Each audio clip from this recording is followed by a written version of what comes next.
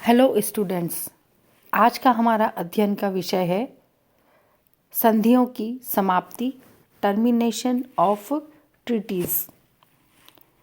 अंतर्राष्ट्रीय संधियां कई तरीकों से समाप्त हो जाती हैं या प्रभावहीन बन जाती हैं। अंतर्राष्ट्रीय विचारकों के द्वारा संधियों की समाप्ति या उनके प्रभावहीन होने के तरीकों को दो भागों में बांटा गया है। एक तो वे तरीके जिसमें संधिकर्ता राज्य के कार्य से संबंधित हैं और द्वितीय वे तरीके जिनमें कानूनी प्रक्रिया अपनाई जाती है।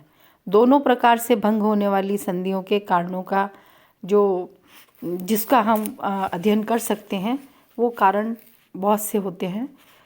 उनमें से पहला कारण है समय की समाप्ति, एक्सपिरेशन ऑफ टाइम।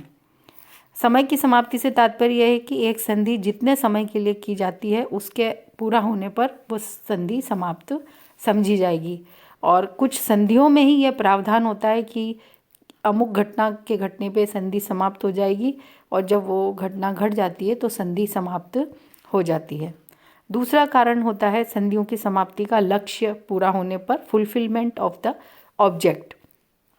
इससे तात्पर्य यह है कि एक निर्धारित समय तक ही संधियां किन्हीं राज्यों पर या सदस्य राज्यों पर दायित्व डालती हैं और जब उनके द्वारा जो डाले गए दायित्व हैं वो ही नहीं रहते हैं तो संधियां समाप्त हो जाती है। यानी संधियों का लक्ष्य पूरा हो जाता है तो संधियां समाप्त हो जाती हैं। अगर अल्पकालीन उद्देश्यों के लिए की गई संधियों पर ये लागू होता है कि जैसे ही वो उद्देश्य पूरा होता है संधि समाप्त हो जाती है। पारस्परिक स्वीकृति के द्वारा, बाय म्यूचुअल कंसेंट।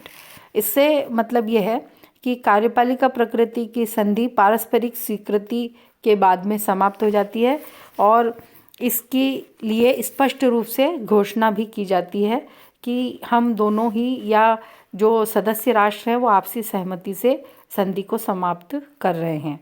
संधि उस समय भी समाप्त हो जाती है जब संधि के पक्ष उसी उद्देश्य के लिए और कोई नई संधि कर लें।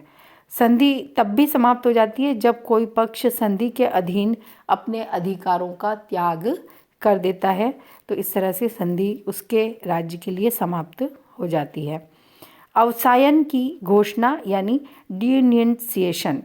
डिनंसिएशन से तात्पर्य यह है कि संधि के पक्षों को यानी जो सदस्य हैं उनको ये अधिकार है कि वो संधि समाप्ति की घोषणा कर दें, अवसायन की घोषणा कर दें और फिर अपने दायित्वों से मुक्ति पा लें।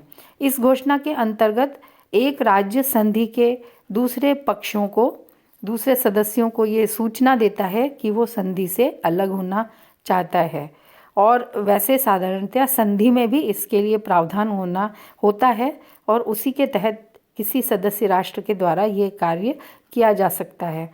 केवल अस्थायी प्रकृति की संधियों को ही कोई राज्य इस प्रकार से छोड़ सकता है।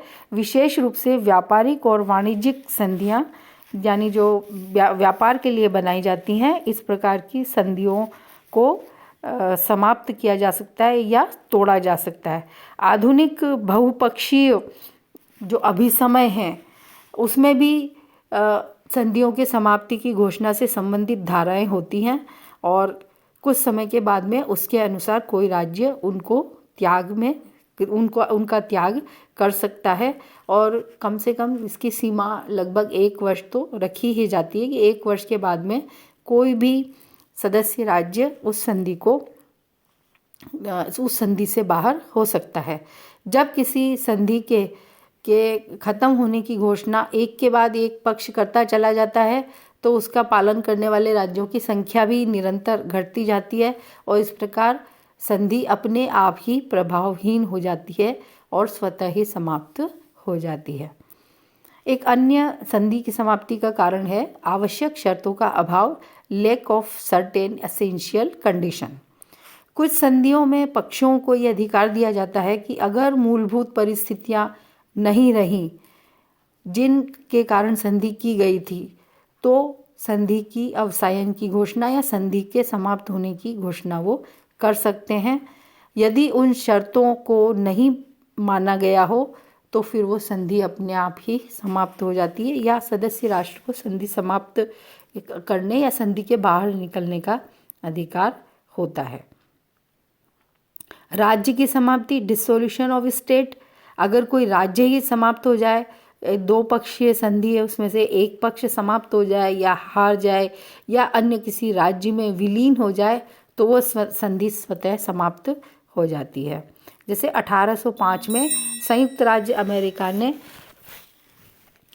ट्रिपोली के साथ में संधि की और 1911 में इटली ने ट्रिपोली को अपने राज्य में विलय कर लिया, तो अमेरिका के साथ ट्रिपोली की संधि स्वतः ही समाप्त हो गई।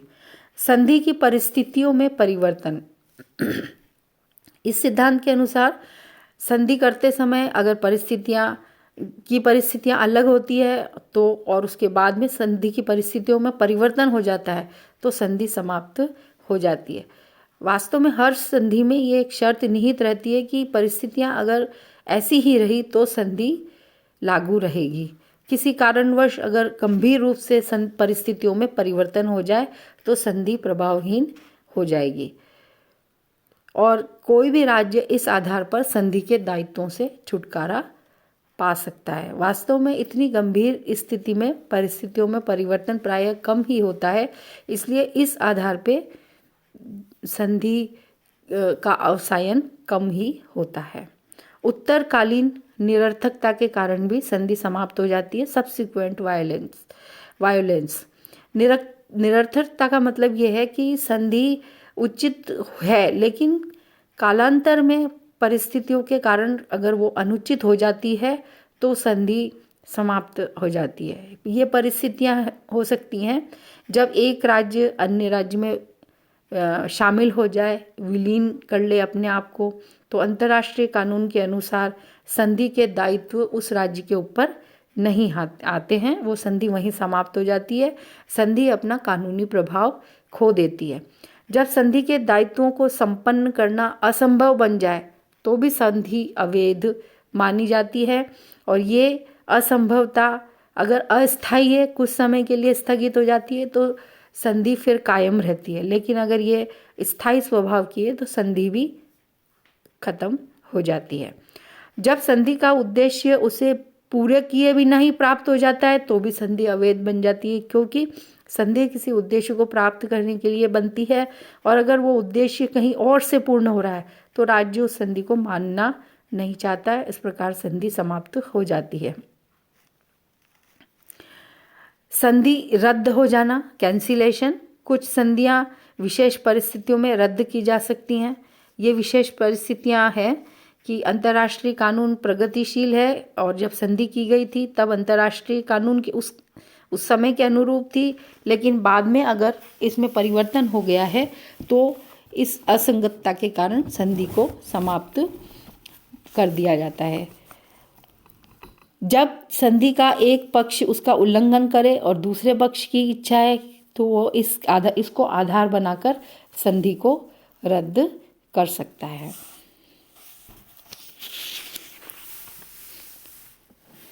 यदि संधि में शामिल किसी एक राज्य के स्तर में अंतर आ जाता है तो भी संधि रद्द हो जाती है। यानी कोई राज्य अपनी प्रभुसत्ता ही खो दे या किसी राज्य का आश्रित राज्य बन जाए तो उससे संबंधित संधि समाप्त हो जाती है। और सबसे अंतिम कारण है, दो देशों के बीच में युद्ध छिड़ जाने पर उनके द्वारा की गई संधियां समाप्त हो जाती हैं। Keep learning, keep growing. Thank you very much.